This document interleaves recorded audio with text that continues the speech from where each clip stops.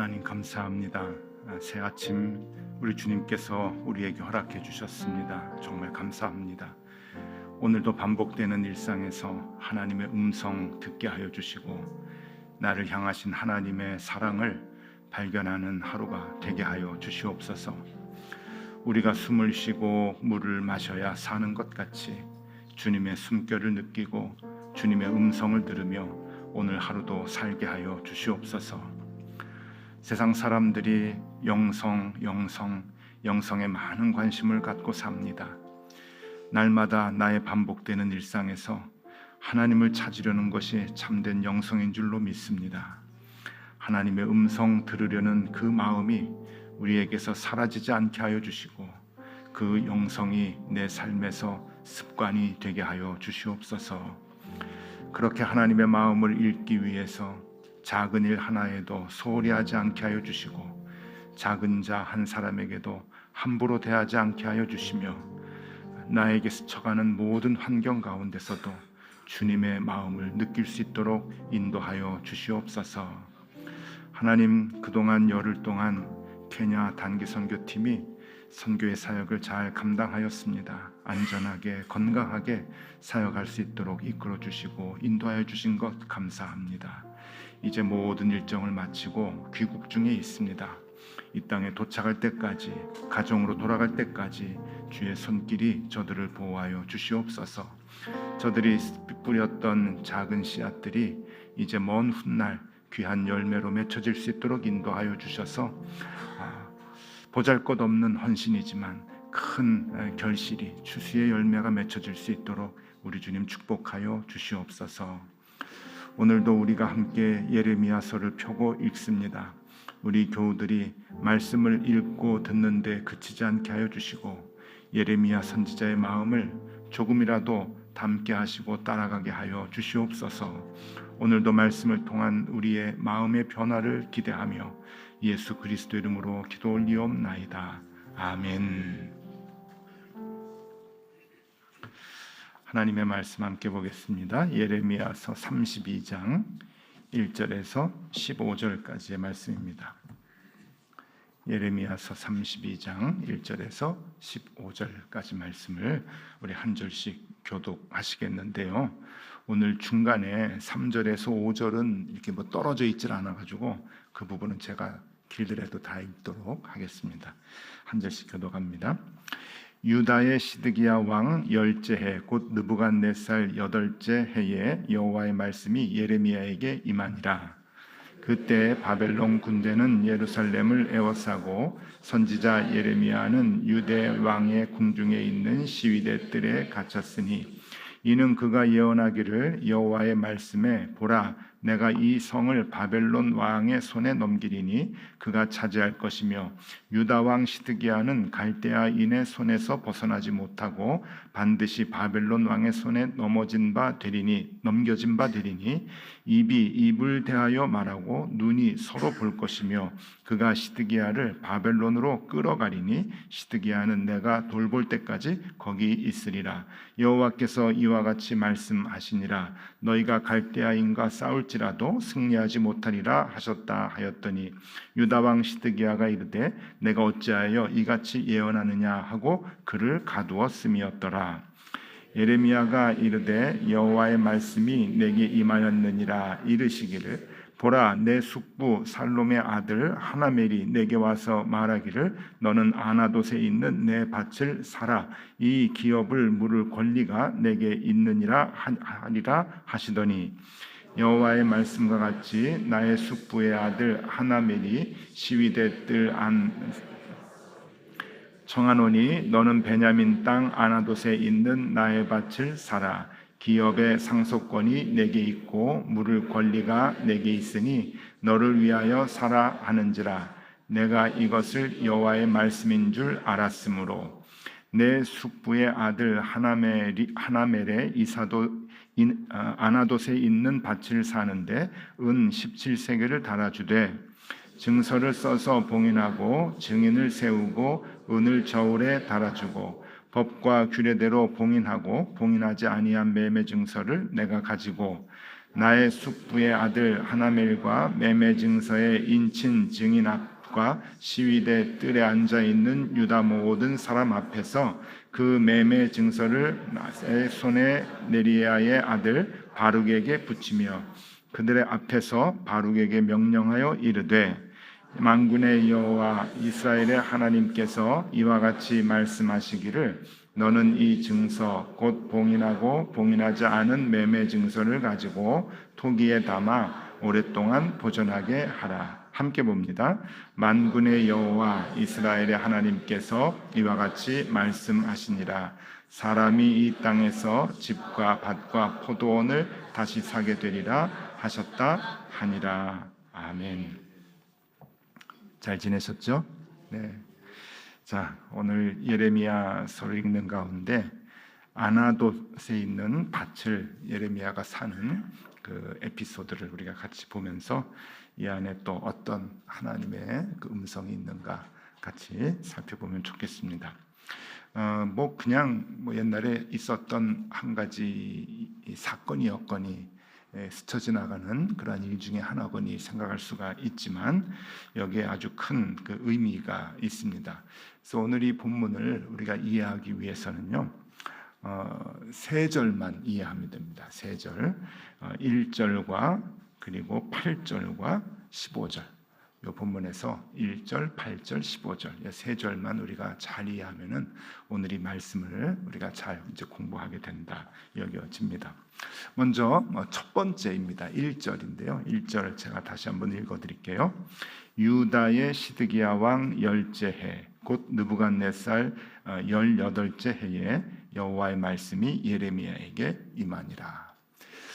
이게 지금 그 상황을 얘기해주고 있는데 이 상황이 그러니까 유다 왕의 마지막 왕이죠. 시드기야 왕이 이제 열째 해 11년 통치를 하고 나라가 멸망하거든요. 그러니까 임박한 때를 지금 얘기하는 거예요. 그래서 역사적으로 이 해를 보면은 기원전 587년도로 이제 정확하게 나오는데 이때가 이제 유다가 멸망하기 1년 전, 아마 1년 뭐 달수로 따지면 1년이 채 안 될 겁니다. 그러니까 이제 곧 멸망하는 때다라고 하는 것을 얘기해 주고 있습니다. 그러니까 지금 그 예레미야가 여기 말씀해 보니까 그 왕의 그 뜰에 지금 갇혀 있잖아요. 뭐 옥에 이렇게 쇠사슬에 이제 묶여가지고 갇혀 있는 그런 상황은 아니지만 왕의 뜰에서 밖에 못 나가게, 그러니까 백성들하고 접촉을 못하게 하는 거죠. 그 이상한 소리만 하니까. 그러니까 이제 왕이 이제 연금을 이제 시키는 겁니다. 근데 이제 그 선지자니까 함부로 대하지는 못하고 그냥 이렇게 가둬놓고 있는 그런 이제 상황인 것 같아요.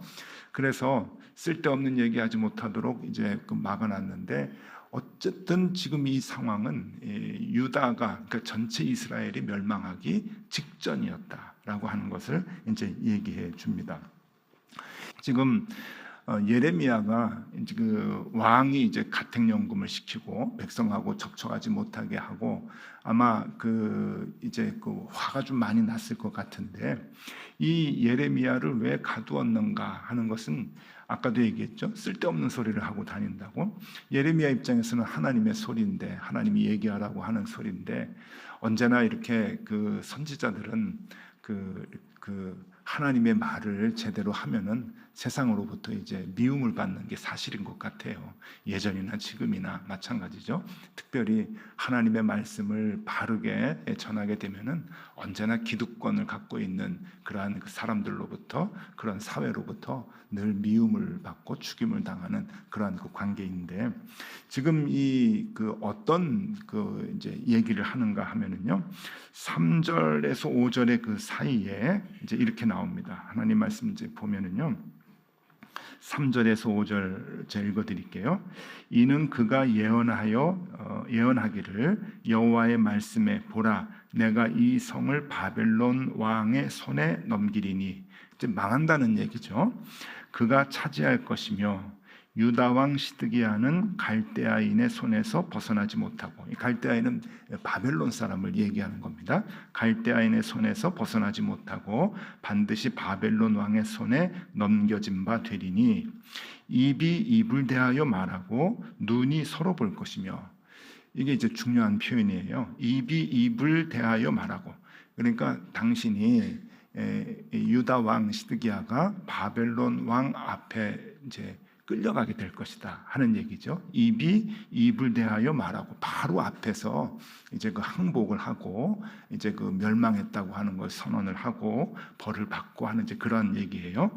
눈이 서로 볼 것이며 그가 시드기야를 바벨론으로 끌어가리니 시드기야는 내가 돌볼 때까지 거기에 있으리라. 예. 여호와께서 이와 같이 말씀하시니라. 너희가 갈대아인과 싸울지라도 승리하지 못하리라 하셨다 하였더니 유다 왕 시드기야가 이르되 내가 어찌하여 이같이 예언하였느냐 하고 그를 가두었음이었더라. 그렇죠? 당신이 이제 이 나라가 멸망할 거고 바벨론이 이제 지배를 할 거고, 당신은 바벨론 왕 앞에 가가지고 이제 어떤 해를 당할 것이고 끌려갈 것이다 라고 얘기를 하니까 누가 기분이 좋겠어요. 그랬더니 이 녀석 안 되겠구나, 잡아가둬라. 그리고 백성들 앞에서 그딴 소리 하지 못하도록 이제 나가지 못하게 이제 막아놓는 거죠. 지금 예레미야는 이런 엄청난 이제 예언을 왕 앞에서 이제 합니다. 참 대단한 것 같아요, 그 배포가. 근데 예레미야의 이 예언대로 이제 성경을 쭉 보면은 시드기야 왕은 결국은 이제 버티다가 지금 바벨론이 이제 포위하고 있는 거잖아요. 버티다가 이제 망하게 됩니다. 그리고 자기가 보는 앞에서 아들들이 죽어요. 이제 죽임을 당하죠. 바벨론 사람들한테 죽임을 당하고, 여러분 그게 얼마나 비참합니까? 그리고 난 뒤에 바벨론 왕 앞에 서서 바벨론 사람들이 이 시드기야의 두 눈을 뺍니다. 그리고 바벨론으로 끌고 가죠. 그리고 바벨론에서 돌아오지 못하고 거기서 이제 생을 마감하게 되는데, 이 나라를 제대로 이끌지 못하고 우상을 섬기게 하고 했던 이 엄청난 그 죄의 결과가 시드기야 왕에게 이렇게 엄청나게 이제 나타나게 되는 건데, 그것을 이제 예언을 하는 거예요. 근데 이미 그 예언을 받아들이지도 않을 뿐더러 받아들이고 회개해도 이미 늦은 그러한 때이죠. 그런 상황을 1절에서 얘기를 해주고 있습니다. 자, 이게 1절이고요. 두 번째 이해해야 하는 이제 말씀이 8절이라고 얘기했는데요. 8절 말씀은 다시 읽어드립니다. 여호와의 말씀과 같이 나의 숙부의 아들 하나멜이 시위대 뜰 안 나에게 와서 이르되 청하노니 너는 베냐민 땅 아나돗에 있는 나의 밭을 사라. 기업의 상속권이 내게 있고 물을 권리가 내게 있으니 너를 위하여 사라 하는지라. 내가 이것이 여호와의 말씀인 줄 알았으므로. 자, 예레미야가 지금 뜰에 갇혀 있을 때, 연금 당하고 이제 옴짝달싹 못하고 있을 때 어떤 사건이 하나 일어납니다. 그것은 아나돗이라고 하는 곳에 살고 있는 사촌이 오게 돼요. 삼촌의 아들이니까 사촌이죠.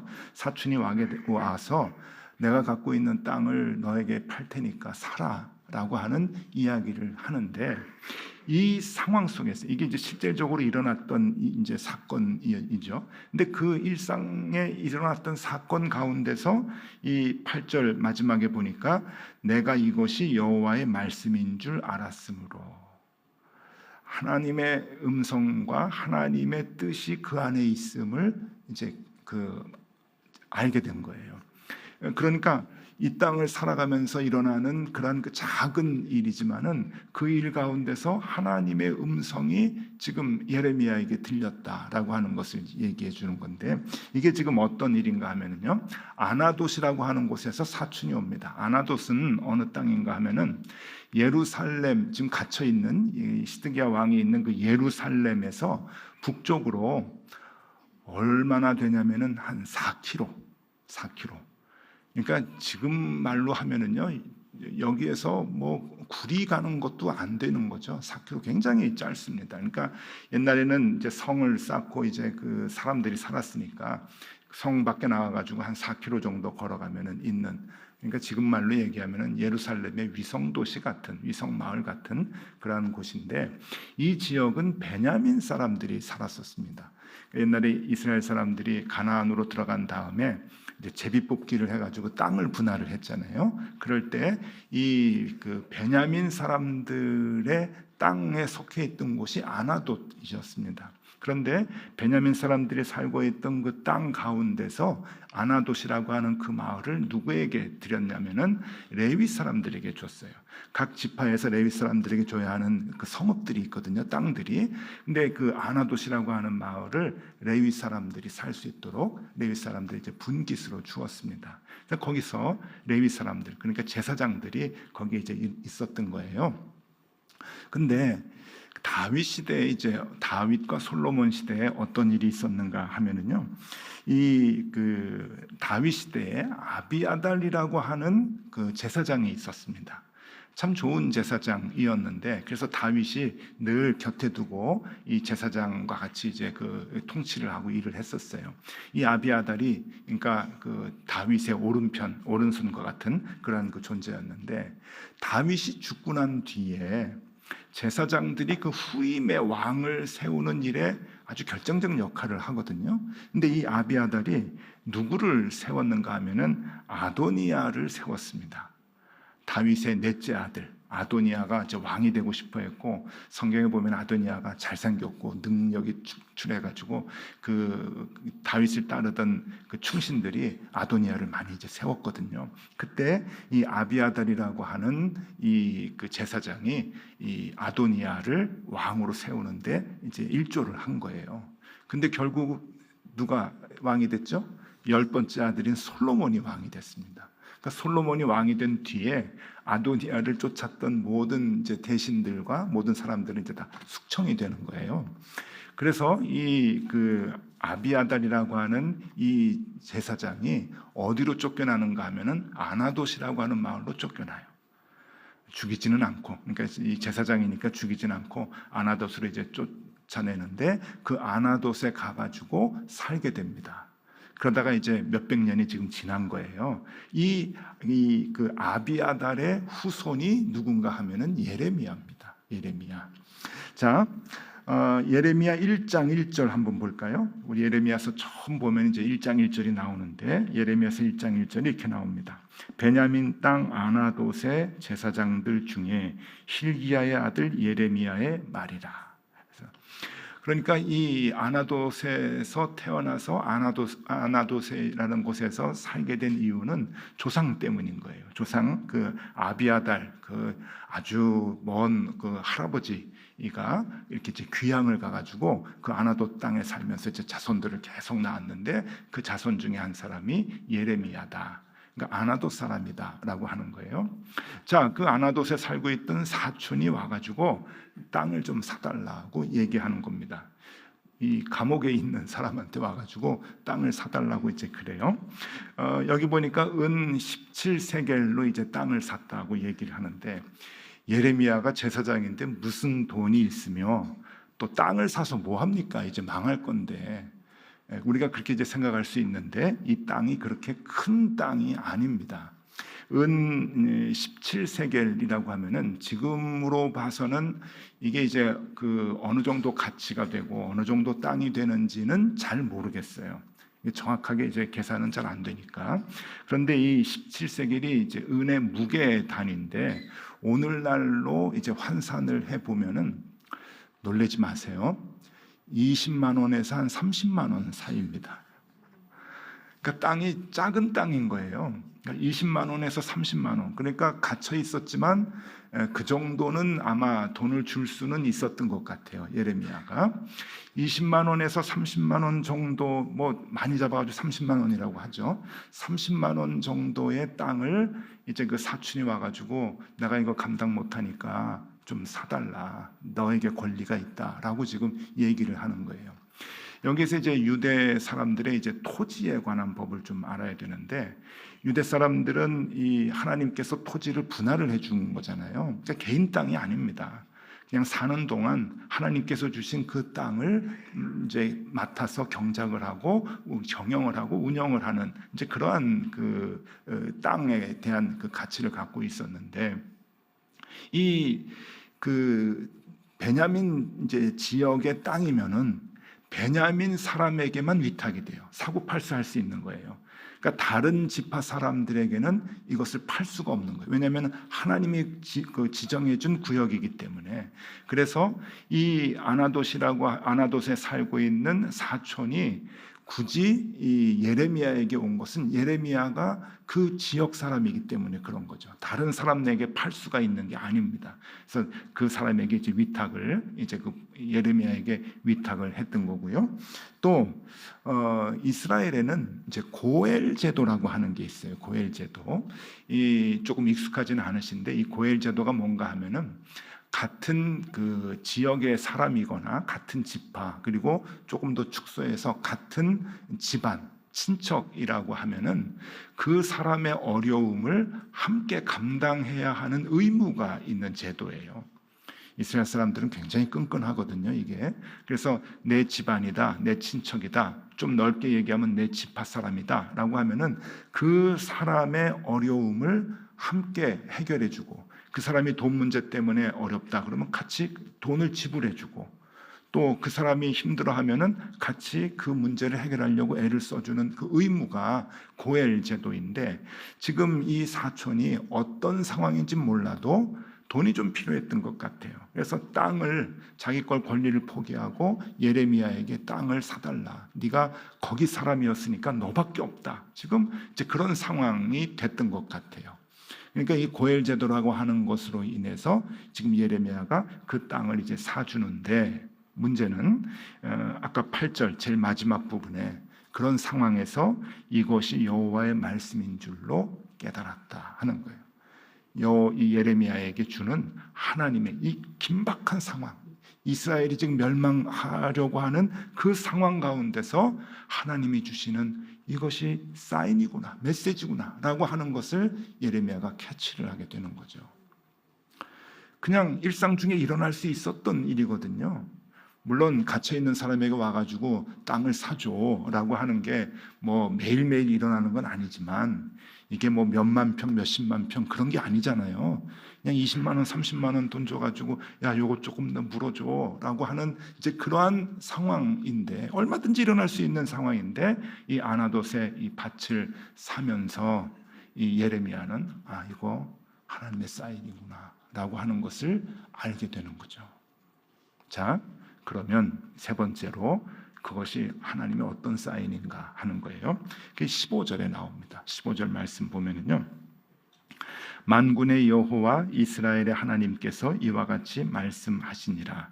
사람이 이 땅에서 집과 밭과 포도원을 다시 사게 되리라 하셨다 하니라. 이게 예레미야가 느낀 하나님의 사인인 거예요. 예레미야가 읽게 된 거죠, 하나님의 마음을. 이게 뭔가 하면은 지금 이스라엘 땅이 다 멸망해가지고 바벨론이 주인이 된다, 주인이 바뀐다. 그런데 결국은 하나님께서 다시 회복시켜 주실 것이다. 예레미야가 아나돗의 밭을 다시 사서 예레미야가 그 권리를 주장하는 것 같이 하나님께서 이 이스라엘 땅을 다시 회복시켜 주시고 하나님의 권리를 주장해 주실 것이다 라고 하는 그 하나님의 음성을 이 작은 사건 가운데서 알게 된 거예요. 얼마나 희망적인 사건인지 몰라요? 작은 일상 가운데서 하나님의 놀라운 희망을 예레미야 선지자가 알게 된 거죠. 너희 다 망했지? 그래가지고 너희 갖고 있는 밭 다 팔 수밖에 없지? 지금 소망이 없지? 아니야. 하나님께서 다시 그것을 회복시켜 주실 거야. 그 권리를 하나님이 주관하고 계실 거야. 그러니까 너희는 소망을 가져 라고 하는 이 하나님의 음성을 지금 예레미야가 듣게 된 겁니다. 여러분, 이게 우리에게도 참 소망이 되지 않습니까? 예. 여러분, 지금 좀 힘든 분들 혹시 계세요? 야, 이게 지금 내가 이 돈줄이 막혔어. 우리 아이들은 왜 이렇게 힘들어하지? 우리 사업은 왜 이렇게 어렵지? 내 상황은 왜 이렇게 꼬이지? 여러분, 하나님은 하나님의 자녀들을 그냥 놔두시지 않는다. 놔두시지 않는다. 하나님이 권리를 주장하신다 라고 하는 것을 예레미야 선지자를 통해서 우리에게 지금 보여주고 있습니다. 이스라엘은 지금 멸망 직전이죠. 그리고 멸망했습니다. 그리고 바벨론으로 모든 소유권이 넘어갔습니다. 소유를 주장할 수 있는 게 아무것도 없어요. 이것처럼 삶이 꼬이는 게 어디 있습니까? 그런데 하나님은 내가 권리를 주장해. 이젠 주인이 나야. 내가 다시 회복시켜 줄 거야 라고 하는 그 사인을 이스라엘 사람들에게 줍니다. 오늘 우리에게 주는 사인입니다. 그렇죠? 조금 힘들고 어려우시더라도 여러분, 이 말씀이 우리에게 소망이 됩니다.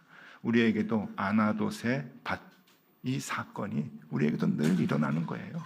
그 가운데서 하나님의 사인을 우리가 또 듣고 또 소망을 가지면 좋겠다 싶습니다.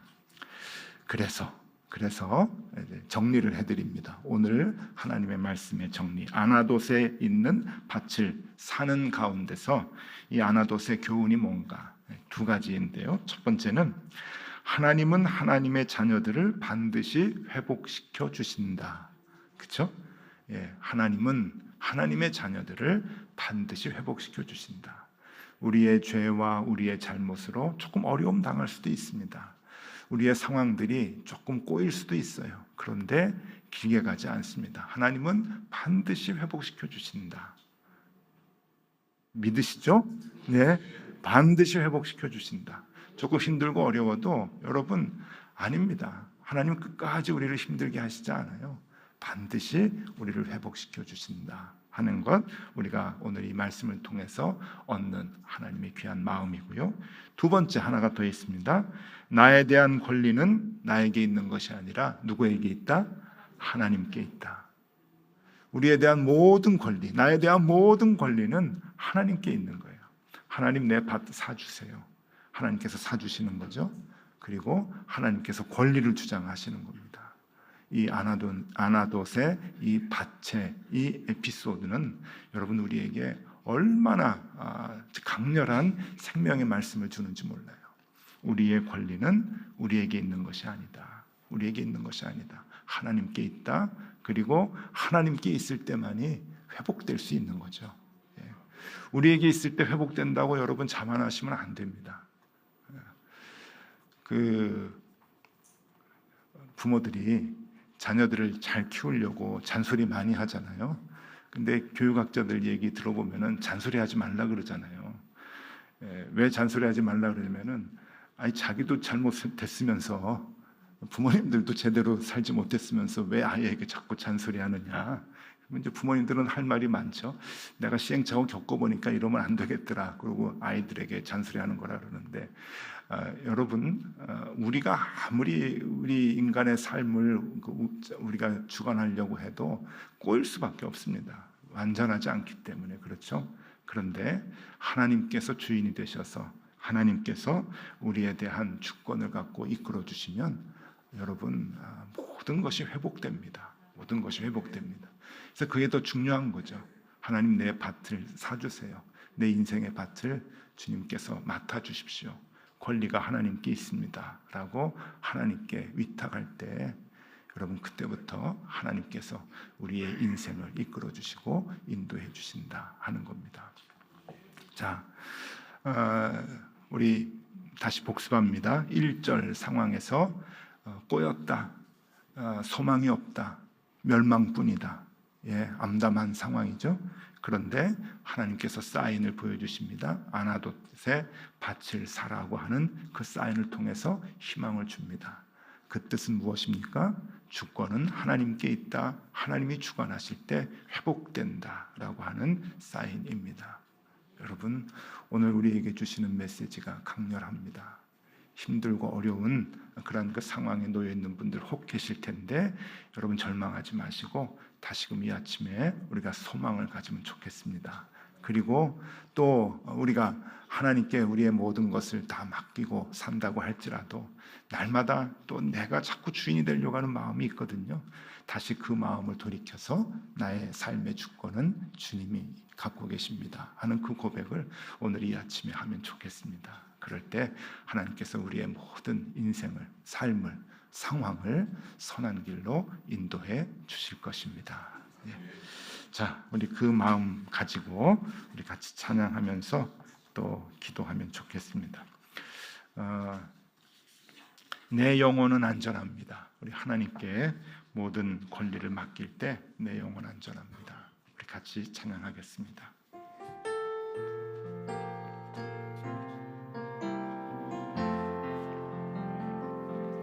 내 아버지 그 품 안에서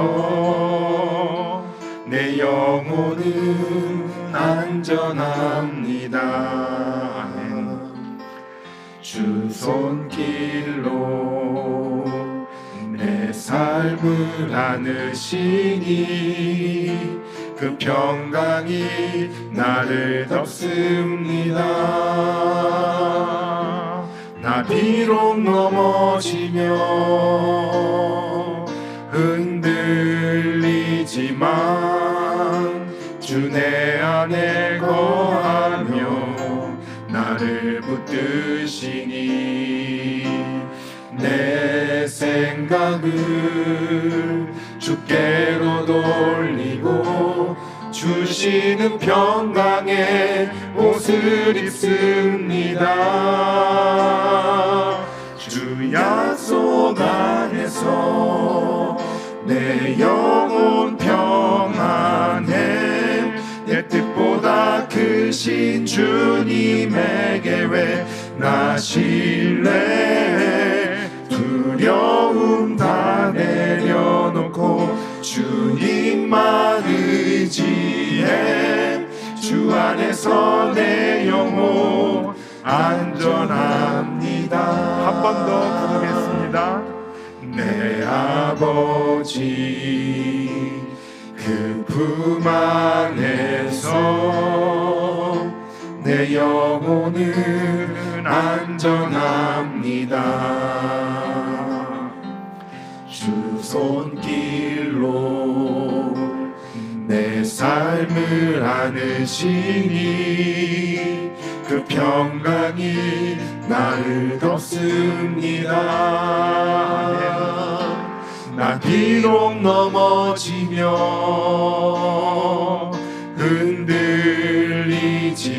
흔들리지만 주 내 안에 거하며 나를 붙드시니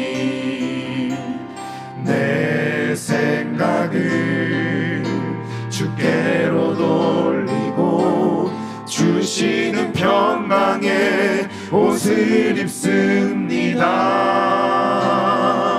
주 약속 안에서 내 영혼 평안해 내 뜻보다 크신 주님에게 왜 나 신뢰해 두려움 다 내려놓고 주님만 의지해 주 안에서 내 영혼 완전합니다. 주님, 예레미야가 아나돗의 땅을 사면서 하나님의 음성을 들은 것 같이 우리도 매일매일 우리의 상황 가운데서 하나님을 볼 수 있게 하여 주시옵소서. 그런 영적인 마음을 갖게 하여 주옵소서. 평범한 일상 중에라도 하나님을 느끼게 하시고 날마다 반복되는 사건 가운데서도 하나님의 음성 듣게 하여 주옵소서. 가슴으로는 하나님 느끼며 귀로는 주님의 음성 경청하고 눈으로는 주님의 모습을 보게 하여 주시옵소서. 아브라함이 나그네를 영접하다가 하나님을 본 것 같이, 모세가 양떼를 몰다가 하나님 만난 것 같이, 엘리야가 로뎀나무 아래에서 하나님의 음성을 들은 것 같이 모든 상황에서 하나님을 느끼며 마음으로 만나며 하나님의 음성을 들으며 살게 하여 주시옵소서. 어떤 상황에서든지 하나님의 사랑을 발견하며 살게 하여 주옵소서. 이제는 우리 구주 예수 그리스도의 은혜와 하나님 아버지의 사랑과 성령님의 교통하심이 이 땅을 살면서도 하늘을 보며 살아 어떠한 절망적인 상황이라 할지라도 날마다 소망 잃지 않고 승리하며 살아야 할 높은 뜻 덕소교의 모든 교우들 위해 언제나 함께 하시기를 간절히 축원하옵나이다. 아멘.